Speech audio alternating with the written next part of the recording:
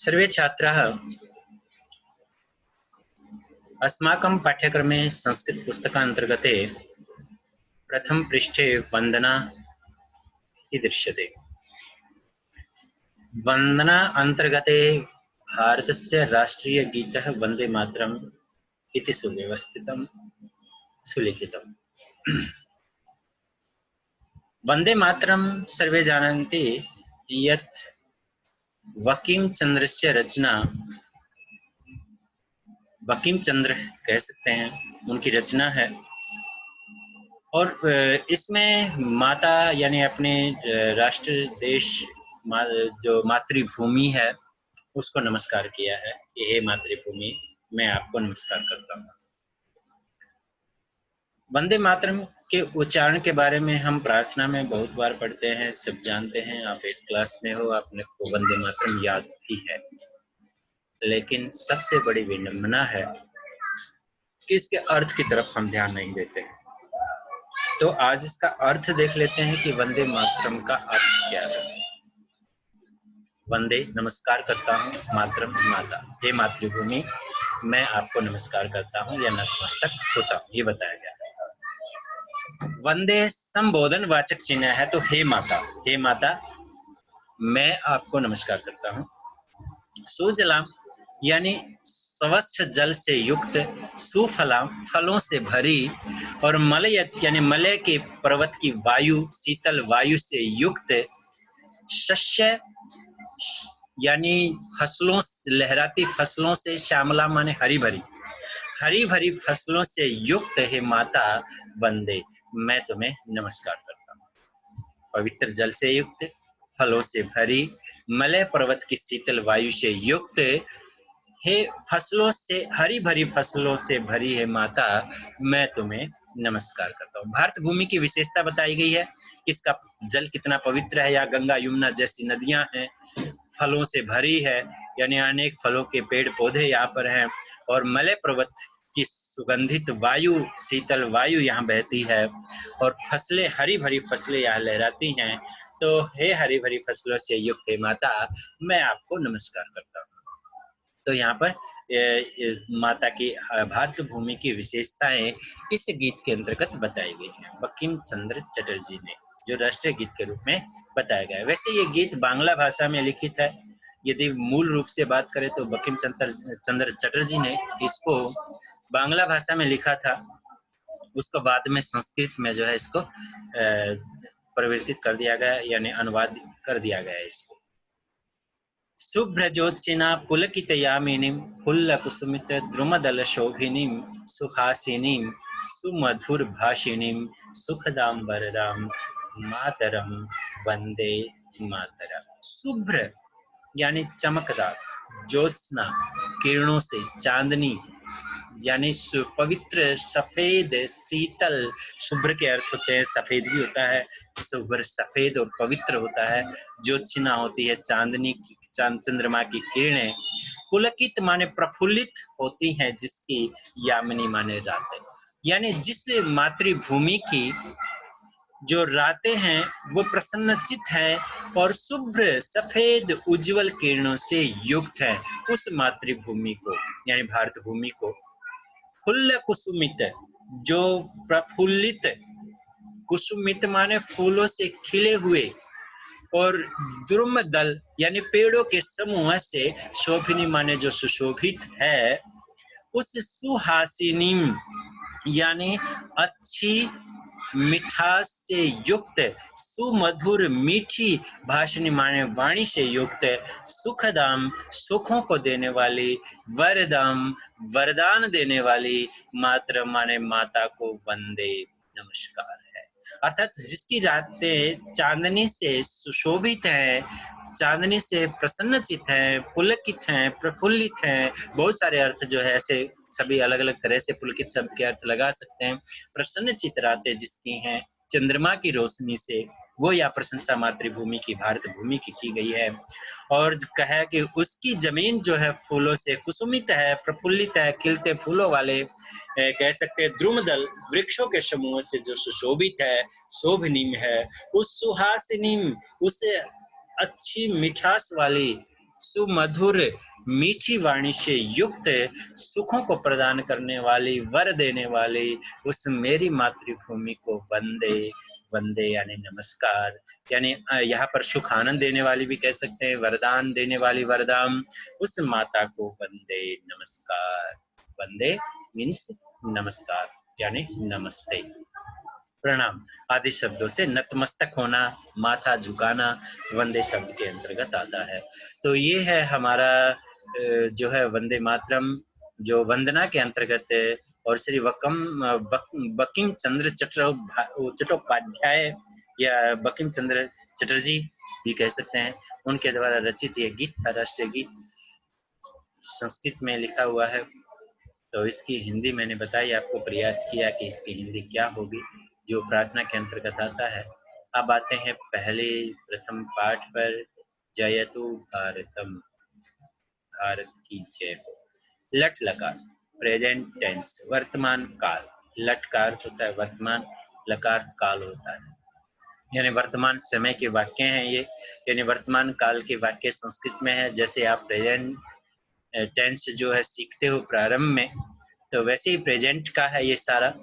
और भारत की जय हो, इस जो है गद्य से इसका प्रारंभ किया गया है।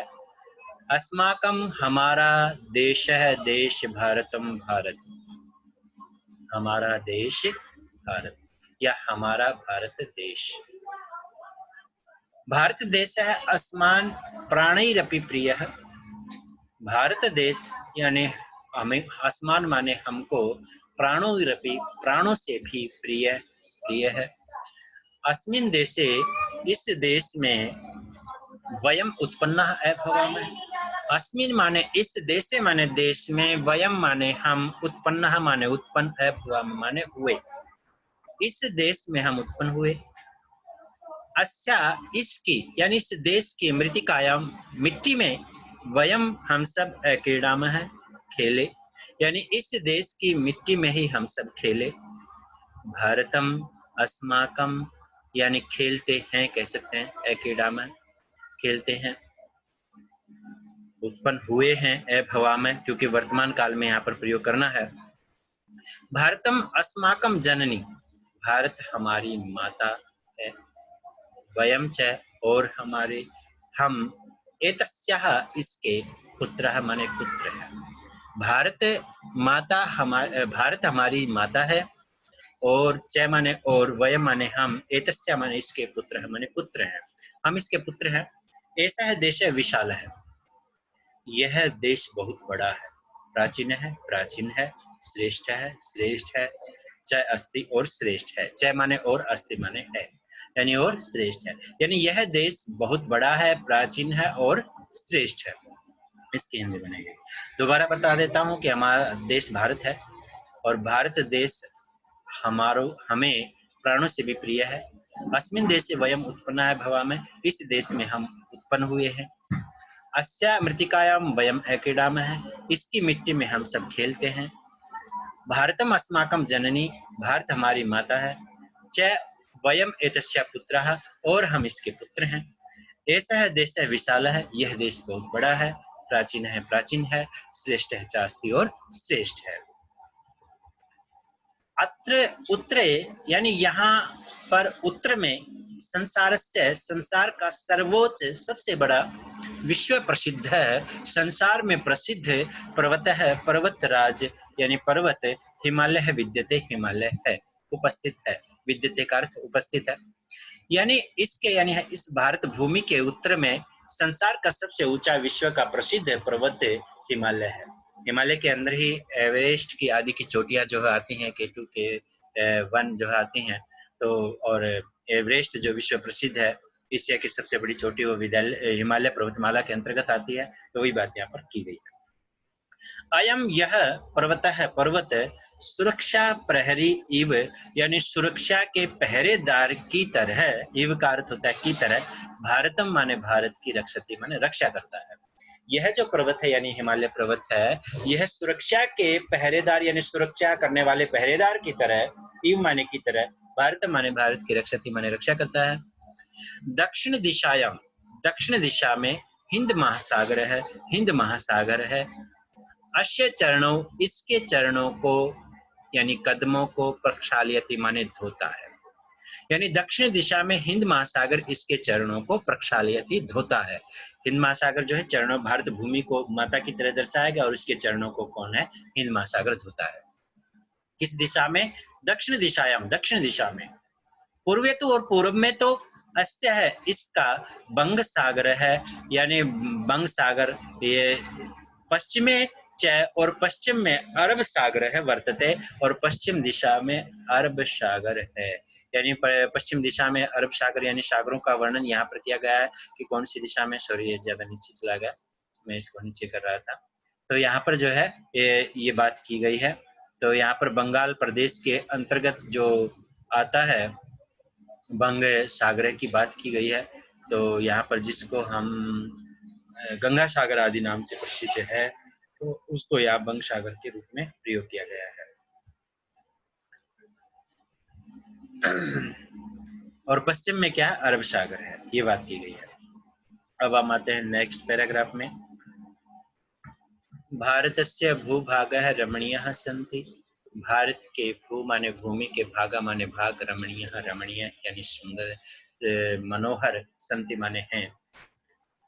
अत्र कुत्रचित पर्वत श्रृंखलाः, यहाँ पर कहीं भी, यानी कुत्रचित कहीं कहीं पर, पर्वत श्रृंखला यानी पर्वतमालाएं, राज मुकुटमिव, राजा के मुकुट की तरह, इव का अर्थ होता है की तरह, मुकुटम इव यानी मुकुट की तरह, सुशोभिता माने सुशोभित हैं।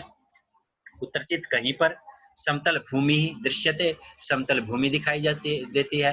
कहीं पर इस भूमि में पर्वत की श्रृंखलाएं राजा के मुकुट की तरह है, सुशोभित हैं, और कहीं पर समतल भूमि जो है दिखाई देती है। कुत्रचित कहीं पर, पर्वतेभ्यः पर्वतों के द्वारा, गंगा, यमुना, कृष्णा ये नदियों के नाम है, इत्यादि इत्यादि है, इत्यादि नद्यः प्रवहन्ति, नदियां बहती हैं। और कहीं पर पर्वतों के द्वारा या पर्वतों से गंगा, यमुना, कृष्णा, गोदावरी आदि जो नदियां हैं, इत्यादि नदियां हैं, वो बहती हैं। क्वचित च, और कहीं पर, विस्तृतम विस्तार से युक्त, मरुस्थलम वर्तते, मरुस्थल है, यानी राजस्थान के अंतर्गत जो मरुस्थल है, मरु प्रदेश है, जहाँ पर उपजाऊ भूमि नहीं होती है, उसको मरु यानी रेतीला प्रदेश होता है, उसको मरु प्रदेश कहते हैं। एक उपजाऊ प्रदेश होता है, एक मरु प्रदेश होता है। सर्वे ऋतवः, सभी ऋतुएं, अत्र क्रमेण आगच्छन्ति, यहाँ पर क्रम से, सर्वे ऋतवः माने सभी ऋतुएं, अत्र माने यहाँ पर, क्रमेण माने क्रम से, यानी एक के बाद एक, आगच्छन्ति माने आती है, यानी सभी ऋतुएं एक के बाद एक जो है क्रम से आती हैं। इतना ही ज्यादा हो जाएगा। आपको इसकी हिंदी जो है वो देख लेनी है, यानी कहने का अभिप्राय ये है कि जितना मैंने समझाया है और सभी की सभी वाक्यों की सभी शब्दों की हिंदी मैंने बताई है, तो सबसे पहले क्या है, आपको वंदना का अर्थ जो है वो याद करने का प्रयास करना है। उसके बाद शब्दार्थ जो है आपको इस पाठ के वो कॉपी में लिख लेने हैं और याद करने हैं, और बाकी हिंदी जो है वो बाद में लिख लेंगे। अभी इतना ही। ओके, एक वीडियो और आएगी आपकी इसी वीक में, तो उसके बाद आपको इसका जो है हल जो है वो भेजा जाएगा। वैसे हल का मतलब आपको हिंदी स्वयं करनी है, मैंने जैसे समझाया है वैसे ही। ओके।